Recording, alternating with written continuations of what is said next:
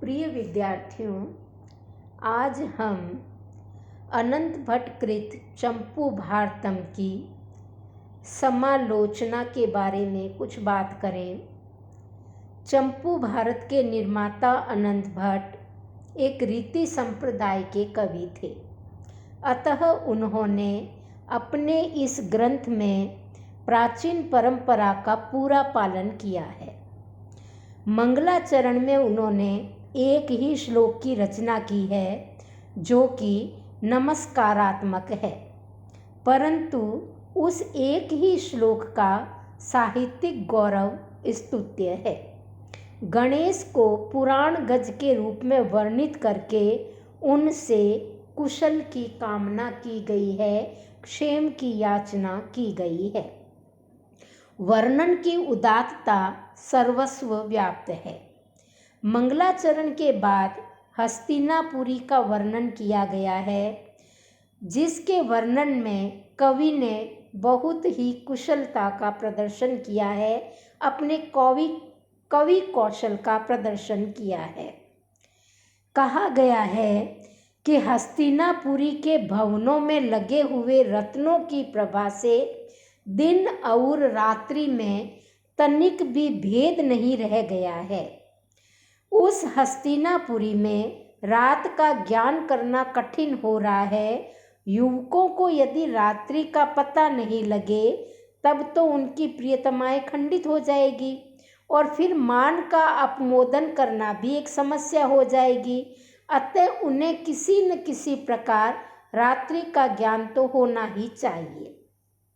इसके लिए भी कवि ने एक युक्ति सोची है और वह कहते हैं कि वहाँ बड़े बड़े घंटाघर है, जिन पर प्रत्येक 1 घंटे से समय की सूचना दी जाती है। वे घंटाघर के शब्दों पर ध्यान देकर अपना ज्ञातव्य समय समझ लिया करते हैं। साहित्य में प्रकाश की अधिकता के कारण अमावस्या को पूर्णिमा होते हुए हमने अनेक स्थलों पर पढ़ा है, किंतु यहाँ पर तो रात्रि ही दिन हो गए हैं। प्रथम स्तबक में ही एक प्रकरण आया है कि पांडु के द्वारा आखेट का, जिनके प्रसंग में उनके जीवन की दिशा ही बदल जाती है। वे वन में गए, उनके सामने एक मृगयूथ प्रकट हुआ। राजा के सम्मुख वह मृगयूथ ऐसे प्रकट हुआ मानो वह मिलकर राजा के पास रहने वाली कुंती तथा माद्री दोनों रानियों के नयनों को परास्त करना चाहता है। जैसे ही हम ये प्रसंग पढ़ते हैं, हमें रघुवंश का दशरथ की मृगया वर्णन ध्यान में आ जाता है। वहाँ पर भी कालिदास कहते हैं कि जैसे ही दशरथ ने मृग को देखा, उन्हें रानियों के नयन याद आ गए। अनंत भट्ट की बुद्धि में भी कालिदास का ही ऐसा कोई प्रसंग या ऐसा वर्णन अवश्य ही आया होगा। राजा के द्वारा बाण ग्रहण पूर्वक लक्ष्य किए गए मृगगण ने अपने कातर तथा श्यामल दृष्टिपात से वन को पूर्ण रूप से ऐसा श्यामल बना दिया मानो यमुना का प्रवाह वन में बहने लग गया है। कालिदास ने भी वन में आर्द्र नील कमल बिखेर दिए थे, तो अनंत भट्ट ने यमुना की धारा प्रवाहित कर दी है। दोनों में काफ़ी कुछ साम्य दिखाई देता है। असंतान होना या निसंतान होना, अनपत्यता बहुत अखरने वाली बात है। कालिदास ने भी शकुंतला में दुष्यंत के मुंह से निसंतानता को बताया है कि निसंतान होना कितना कष्टप्रद होता है। उसी प्रकार अनंत भट्ट ने भी पांडु को संतान के अभाव में चिंतित दिखाई बताया है। उन्होंने भी कहा है कि अनपत्यता बहुत अखरने वाली बात है। बाद में वसंत काल आता है और उस वसंत काल का वर्णन भी अनंत भट्ट ने बहुत ही पांडित्यपूर्ण, सहज, सरस व सलील रूप में किया है। चारों ओर वसंत की मादकता बिखरी पड़ी है। इसका अति सुंदर चित्रण अनंत भट्ट ने किया है। द्रौपदी का स्वयंवर हो रहा है। सभी देशों के राजागण उचित स्थानों पर आकर बैठे हुए हैं। इस समय द्रौपदी रंगमंच पर आती है। कवि ने उसे लक्ष्मी का रूपक दिया है, परंतु इंदिवर में नित्यवास से वह लक्ष्मी श्यामा हो गई है, क्योंकि कमल के अभाव में लक्ष्मी को इंदिवर के पुष्प में ही निवास करना पड़ता है।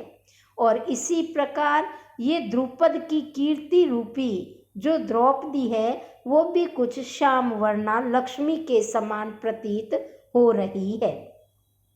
द्रौपदी सभी राजाओं की बुद्धि में आरूढ़ थी। उसी समय वह शिविका पर आरूढ़ होकर ऐसे आई मानो राजाओं की बुद्धियां ही शिविकाएं बन गई है। शिविका अर्थात डोली। शिविका जब चलती है तो वह डोलती रहती है। उसी प्रकार राजाओं की बुद्धियां भी डोल रही थी। उन्हें भय लग रहा था कि पता नहीं ये द्रौपदी नामक कन्या किसका वरण करेगी। द्रौपदी का विवाह हो रहा है। उस समय भी अनंत भट्ट की साहित्यिक समीक्षा देखने योग्य है। उनका कला कौशल देखने योग्य है। सखियां उसे सजा रही है। उस समय का एक श्लोक तो बहुत ही सुंदर है कि सारे अंग सजा दिए गए, केवल मात्र कांची यानी करधनी पहनाना शेष है। सखी हाथों में करधनी लिए खड़ी है। कमर मिले तो पहनाए, परंतु द्रौपदी की तो कमर इतनी पतली है कि बड़े बड़े नेत्रों वाली सखी भी उसे देख नहीं पा रही है। यद्यपि सखी के नेत्र दीर्घ है, वह दीर्घ नैना है, लेकिन दीर्घ नैना होने पर भी सखी अति कृश द्रौपदी की कटी को देख नहीं पा रही है। अगर सखी लघु नैना होती तो क्या होता। इसलिए यह श्लोक अपने आप में अद्भुत बन पड़ा है। अग्नि द्वारा प्रार्थित होकर अर्जुन ने खांडव वन का दाह करना प्रारंभ किया। धूमलेखा आकाश को चूम रही है। उसका वर्णन भी कवि ने बहुत ही शानदार तरीके से किया है। कविता की सफलता अलंकारों की सजावट से जितनी होती है, उससे अधिक भाव सृष्टि से होती है। जिस कवि को अपनी कविता में समय समय पर भाव सृष्टि करने का मौका मिलता है, उसे हम उतना ही अधिक सफल कवि मानते हैं। अनंत भट्ट ने अलंकारों की सजावट के साथ ही भाव सृष्टि का भी अत्यधिक ध्यान रखा है। जैसे कि व्यासदेव के परामर्श के अनुसार वनवास काल में अर्जुन हिमालय के परिसर में तपस्या कर रहे हैं। उनकी तपस्या से संतुष्ट होकर शिवजी उनकी परीक्षा लेने आए हैं। शिवजी किरात के वेश में हैं, भील के वेश में हैं। भील के वेश में आए हुए शिवजी तथा अर्जुन में एक जंगली सूअर के लिए विवाद हो जाता है। दोनों में युद्ध हो रहा है। शिव के साथ पार्वती भी आई है और वह एक तरफ खड़ी होकर युद्ध देख रही है। अर्जुन के प्रहारों से शिव का शरीर घायल हो रहा है। महादेव के मन में अर्जुन के प्रति संतोष है, तथापि वो कृत्रिम कोप कर रहे हैं और क्रोध का अभिनय करते हुए धनुष तान कर उस पर बाण संधान भी कर बैठते हैं। पार्वती को डर लगता है कहीं शंकर सचमुच बाण न छोड़ दे, क्योंकि वो माता ठहरी और माँ का हृदय भावी अनिष्ट की शंका से व्याकुल हो जाता है। वो अर्जुन की रक्षा के लिए व्यग्र हो जाती है। वो शिव के समीप जाकर उनका हाथ पकड़ ले, इतना भी समय नहीं है, तब तक तो सारा खेल बिगड़ सकता है। इसलिए उन्होंने अव्यर्थ मंत्र जाप से अर्जुन की रक्षा का प्रयत्न किया है। कितनी सुंदर भावाभिव्यक्ति है।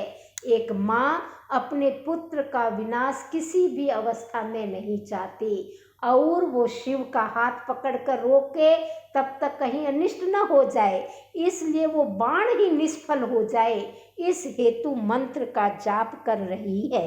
इतनी सुंदर भावाभिव्यक्ति अनंत भट्ट ने बहुत ही कुशलता के साथ की है।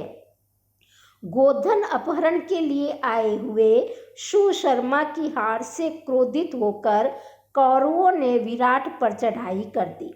बहुत बड़ी सेना चल रही है। विराट के पुत्र उत्तर ने बड़ी बड़ी बातें की, वृंदला को सारथी बनाया, युद्ध भूमि की ओर चले, परंतु इतनी बड़ी सेना को देखते उनका तो वीरत्व ही लुप्त हो गया।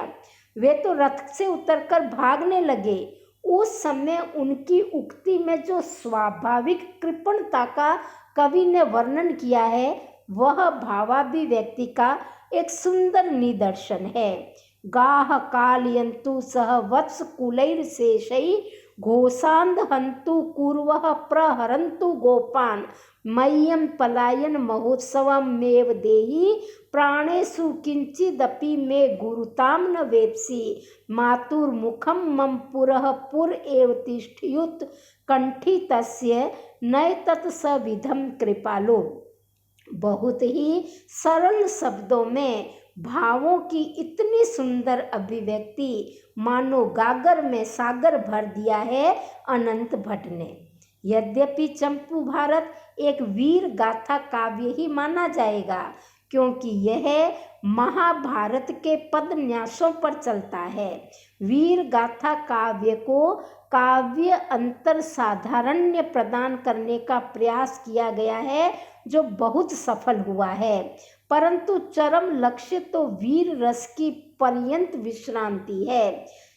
यहाँ कवि ने वीर रस के परिपोष का पर्याप्त प्रबंध किया है। जब जब कवि के सामने अवसर आया है, कवि ने वीर रस का पर्याप्त वर्णन किया है। युद्ध के आरंभ के पूर्व में किया गया संधि प्रयास और उस वीर रस को पुष्ट करने के लिए ही किया गया है। भगवान श्री कृष्ण जब दूत बनकर जाते हैं, उस प्रसंग में अनंत भट्ट ने जो दशावतार स्तुति कराई है वह तो बड़ी ही हृदय ग्राहिणी है।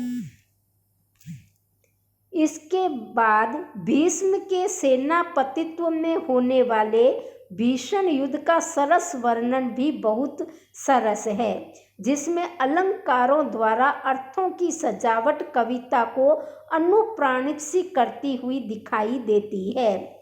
10 दिनों तक अविराम युद्ध करने के कारण भीष्म ने देवों को संतुष्ट कर दिया। देवगण प्रसन्न होकर भीष्म के ऊपर कल्प वृक्ष के फूल गिराने लगे।